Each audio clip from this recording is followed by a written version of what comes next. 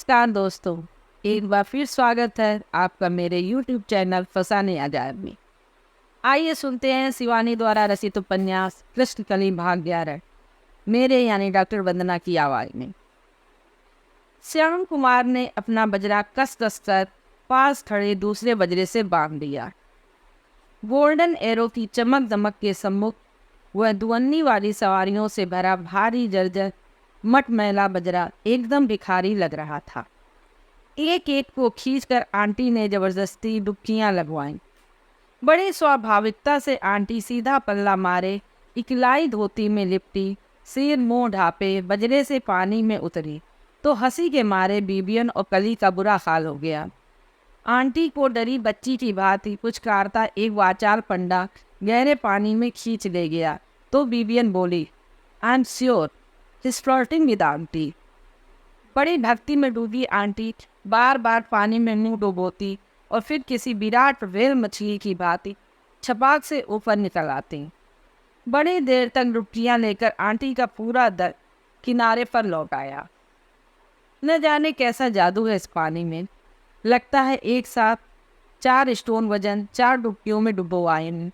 I am feeling so light. चलो अब तिलक लगवा लिया जाए।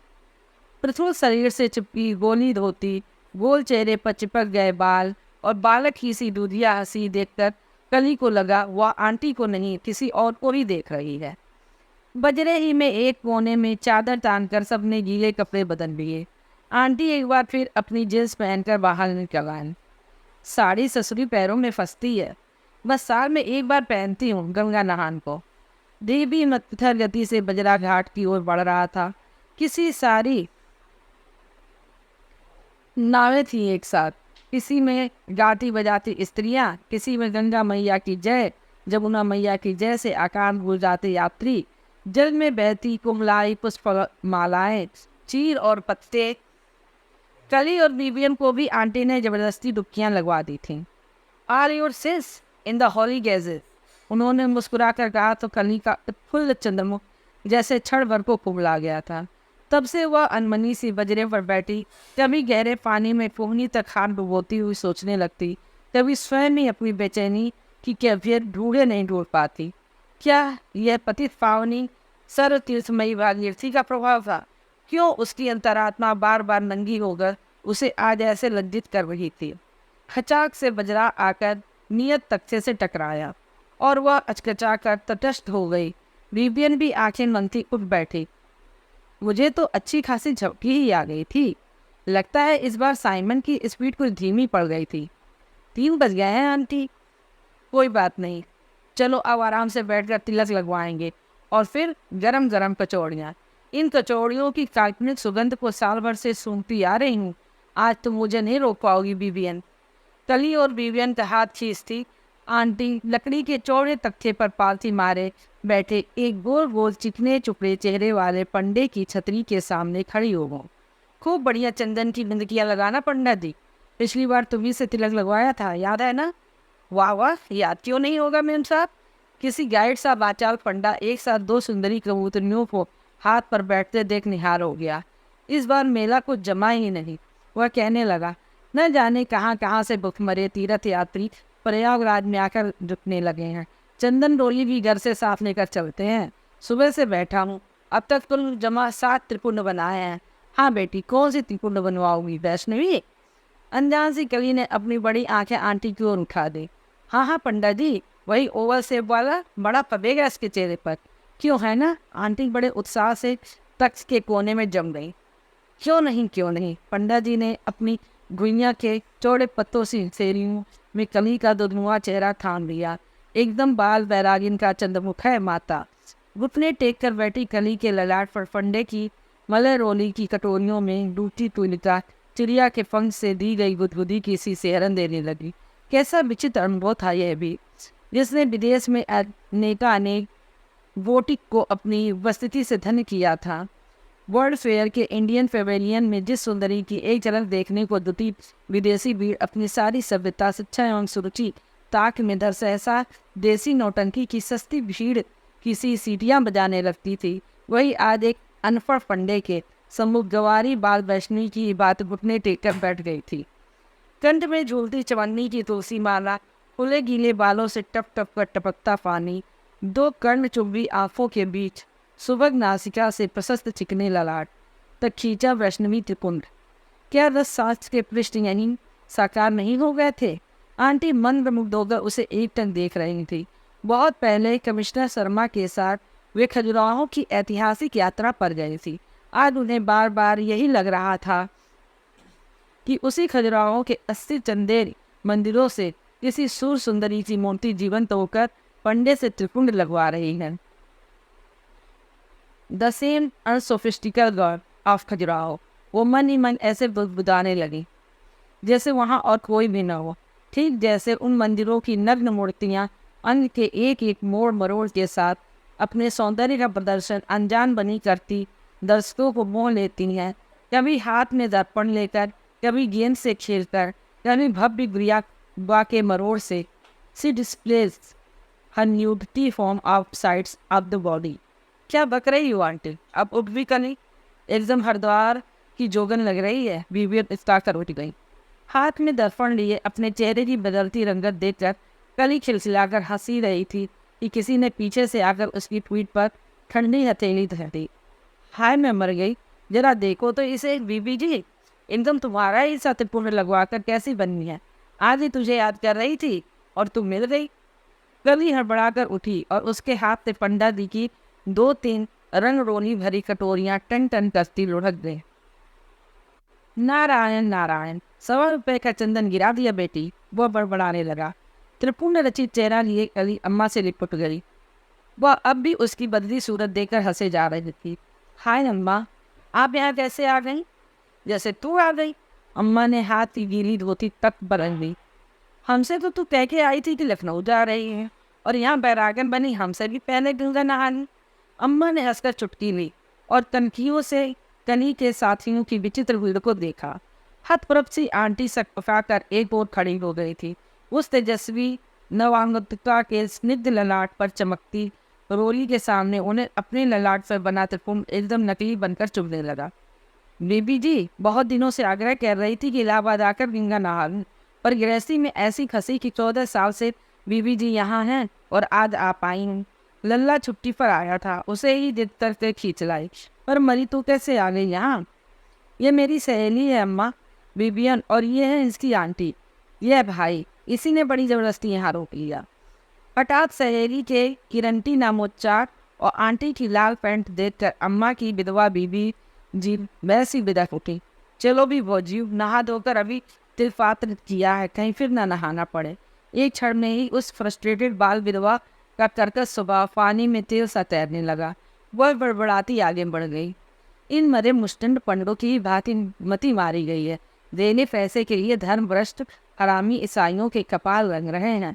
आंटी ने सुनी अनसुनी कर बड़ी नम्रता से दोनों हाथ जोड़कर अम्मा का अभिवादन किया, पर बीबियन का चेहरा अपमान से तमतमा उठा।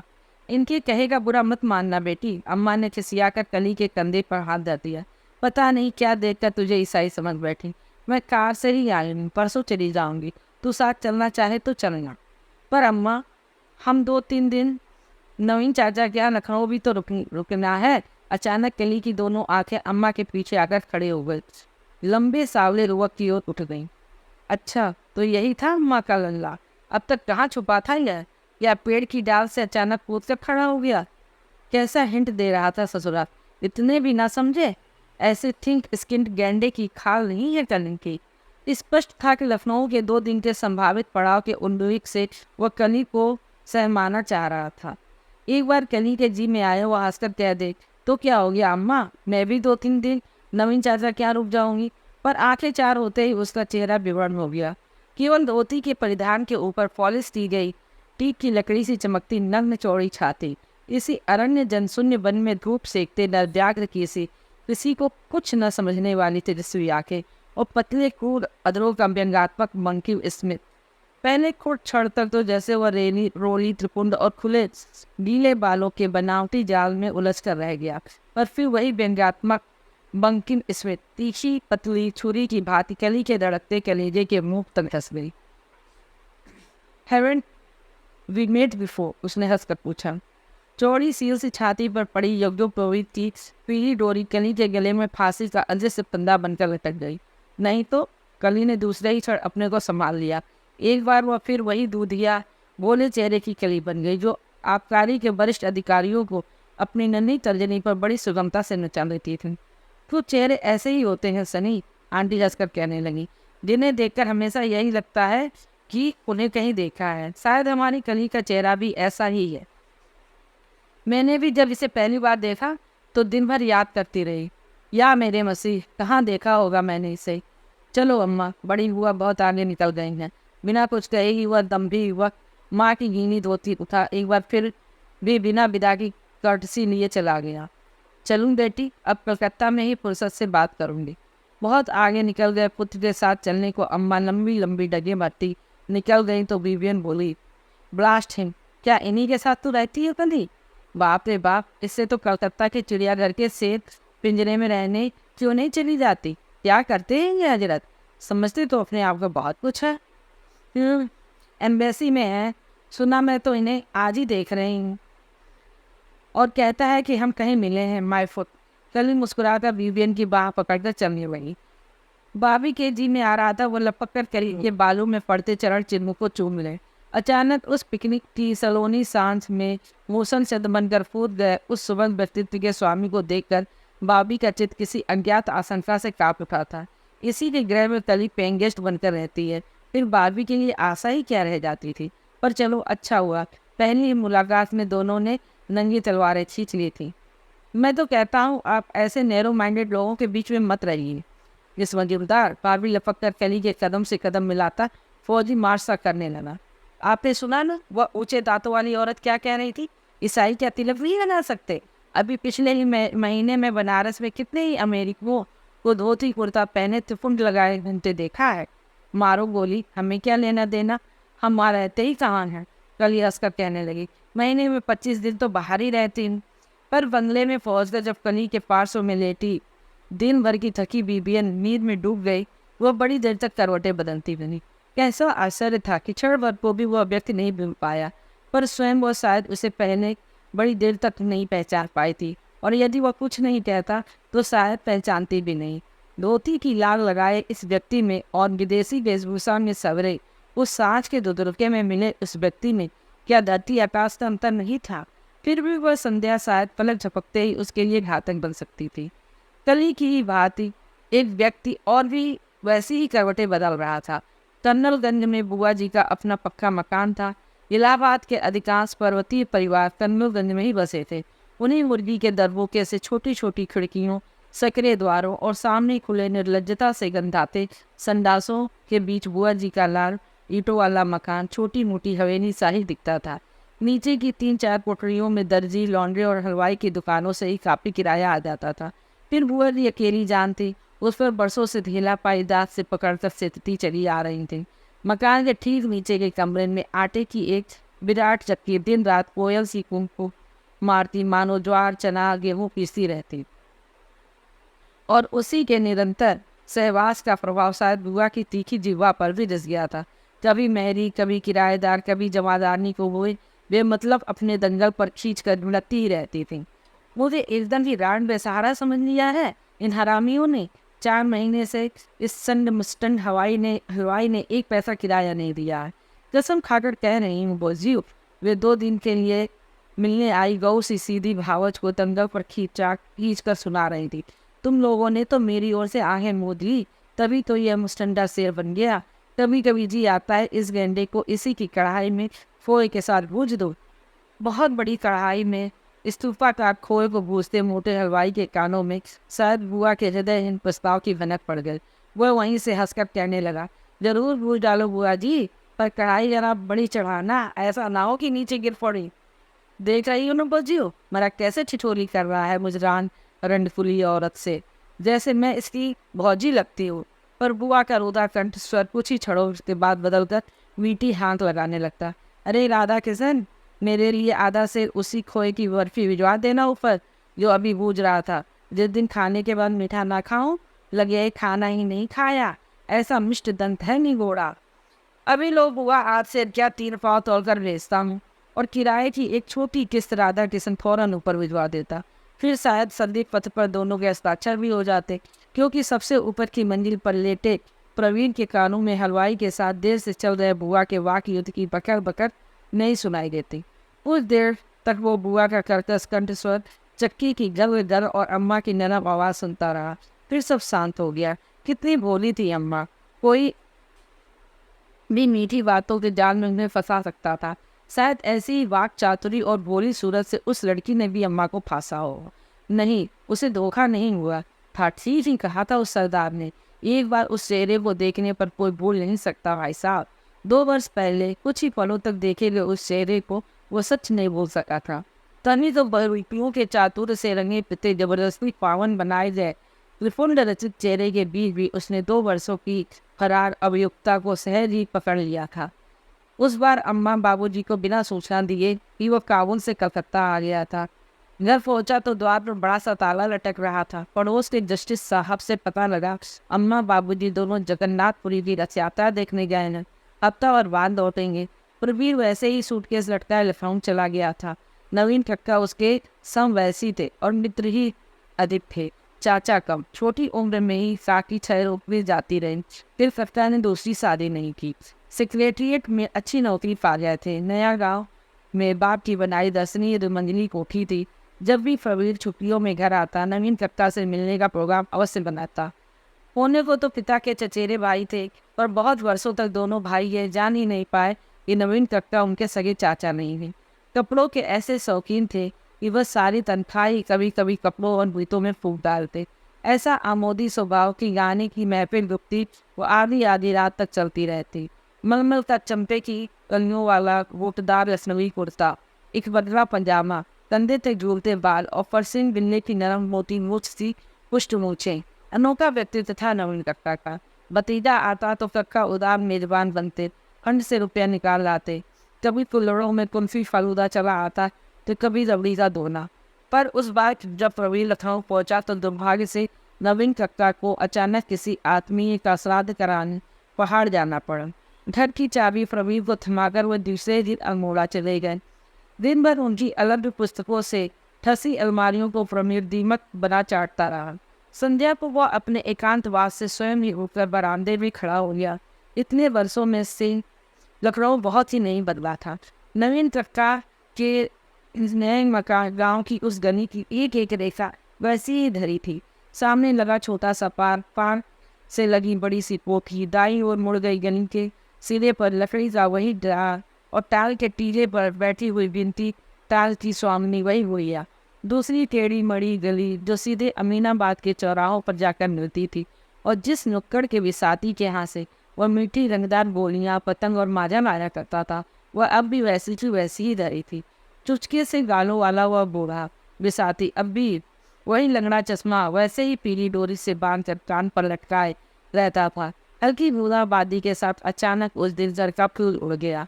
हल्का अस्पष्ट दुदल का चेरता, कभी कभार एक आध तागा निकल जाता और फिर सड़क सीधी हो जाती। नवीन कक्का स्वयं पाकी थे।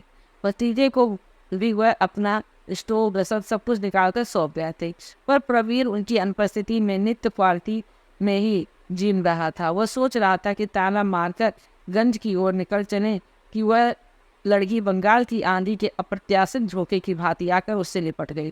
प्लीज मुझे कहीं छिपा दीजिए, वह मुझे मार डालेगा। पीछे पीछे आ रहे, देर मत कीजिए प्लीज। प्रवीर ठिठक कर हर तरफ से खड़ा रह गया। कौन थी वह, कौन पीछा कर रहा है, कहाँ छिपा दे? कहीं यह नवीन कक्का की वही स्टेनो तो नहीं थी? सेक्रेटरिएट की एक ईसाई स्टेनो को लेकर नवीन कक्का को इधर खूब लपेटा जा रहा था। अम्मा ने ही उसे बतलाया था। इससे तो नवीन कक्का कोई पहाड़ी सदगृहस्थ की बिटिया ही ले आते। सुना दफ्तर की वह छोकरी उन्हें खूब गोश्त खिला खिला कर भ्रष्ट कर रही थी।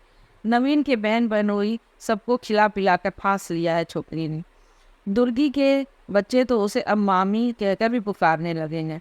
नवीन कक्का शायद स्वयं भी उससे विवाह करना चाहते थे, पर वृद्ध माता पिता ने आत्महत्या की लाल झंडी दिखा दी थी। निश्चय ही यह वही होगी, पर शायद कुछ पूछने का समय न था। न उस आंधी सी आवी लड़की ने उसे अवकाश ही दिया। वो पत्ते सी कांपती चली जा रही थी। प्रवीण ने उसका एक हाथ खींचकर नवीन कक्का के वार्डरोब में अपने ट्विप्स के कोट के पीछे धकेल दिया और स्वयं पीछा करने वाले रहस्यमय व्यक्ति को देखने बरामदे में खड़ा हो गया। उसे लगा जैसे क्षण भर को उससे लिपटी हुई कांपती लड़की उसके शरीर पर तेज सुगंध की कोई अदृश्य सेंट की बोतल ही उड़े गई थी। ऐसे सुगंधित प्रसाधनों का उसे अभ्यास नहीं था। इसी से तेज खुशबू उसे और भी तेज लगी। क्या मैं अंदर आ सकता हूँ?